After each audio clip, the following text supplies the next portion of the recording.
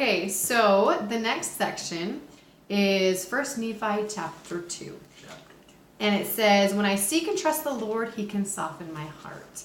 And so as we're reading about Nephi and his family, we can see that it's like it says, there's Laman and Lemuel, Nephi and Sam, and they had the same father teaching the same things, but they were accepted differently between the siblings.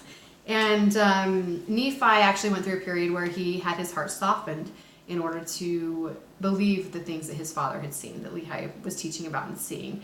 And so this section talks about softening our hearts and how we can have our hearts softened like Nephi, and how that happened with him so that we can apply that into our lives.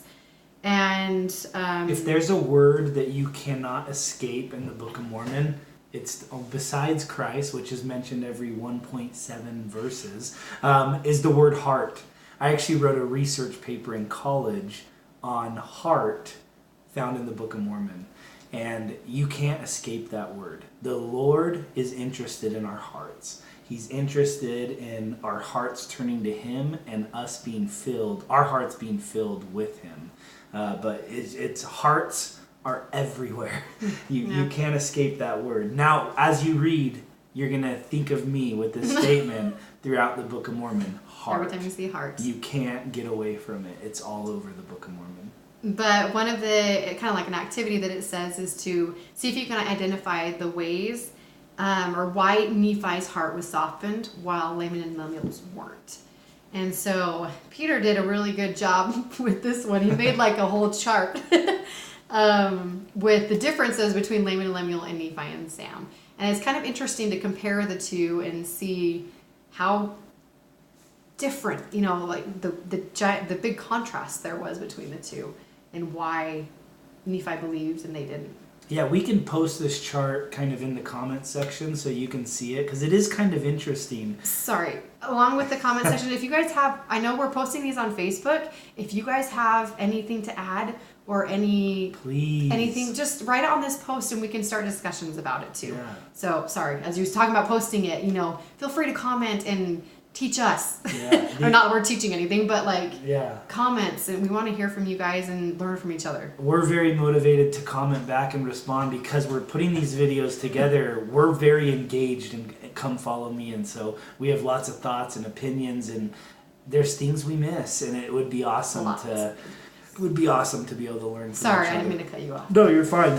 So there is a commandment in chapter 2 of 1 Nephi, which is also found throughout the Book of Mormon, and that is, inasmuch as ye shall keep my commandments, ye shall prosper.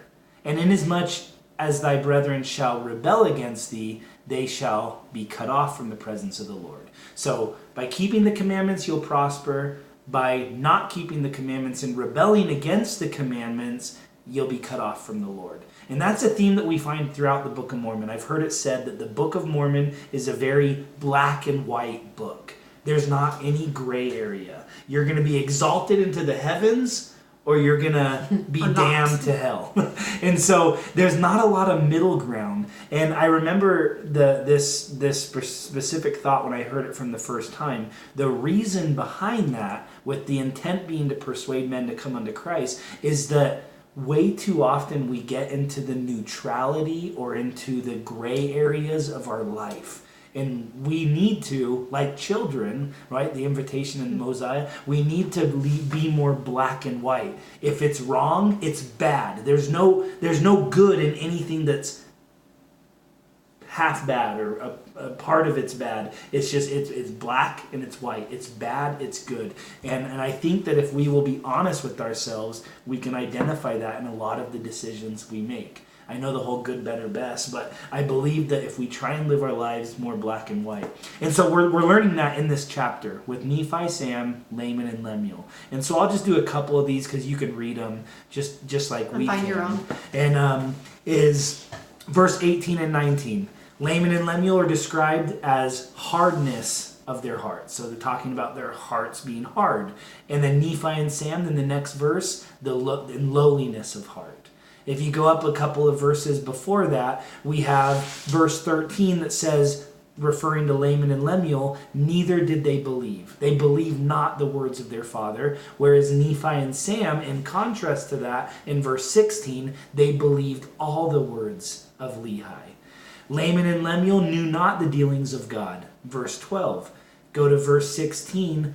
Nephi had a great desire to know the mysteries of God. And so we see these contrasts. How do we soften our hearts? How do we avoid our hearts being hardened?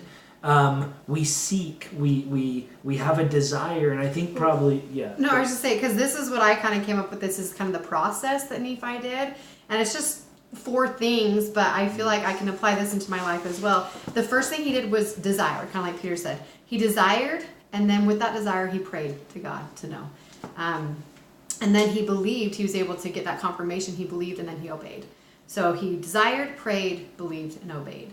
And so if you start on that process, how do we soften our hearts as well? The first thing is just desiring. Like, do you want to? Do you want to know? I mean, is that even a desire? And then take it to the Lord, and he can help you from then on, and then you just obey.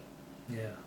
I think that to kind of give a synonym to the phrase softening of your heart, I think of the word humility.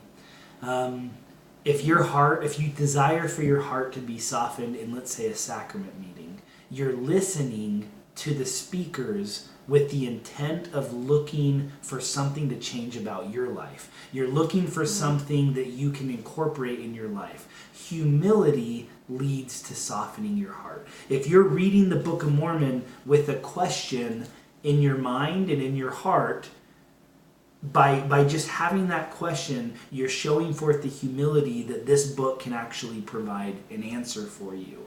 And so I think I love the words. What is it? Desired, prayed, believed, obeyed. All of those manifested in that God. What is it? A Christ-like attribute of humility. Yeah. Be thou humble, and then you will find God's guiding hand in your life. Humility softens our hearts. So then the follow-up question to this is how... When have you felt the Lord soften your heart? There you go. When have you felt in your life the Lord soften your heart? It's a great question to ponder. We were kind of thinking of some examples, and maybe we'll have an example for the comments, but when just some specific examples. Yeah. When has the Lord softened your heart? What did you do that led to your heart being softened, and then duplicate that in your life? Because as Nephi, we'll be able to see the manifestations of the Lord in our life by softening our heart.